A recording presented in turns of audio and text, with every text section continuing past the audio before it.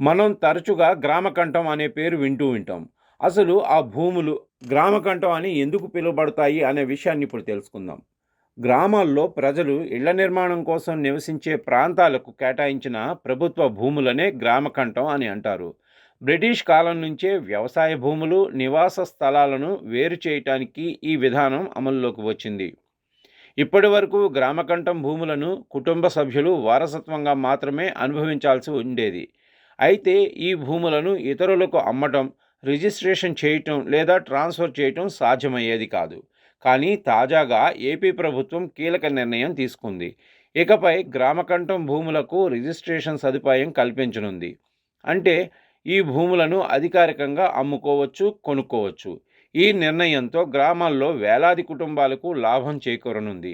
చాలా కాలంగా పెండింగ్లో ఉన్న భూమి సమస్యలకు పరిష్కారం దొరికే అవకాశం ఉందని భావిస్తున్నారు.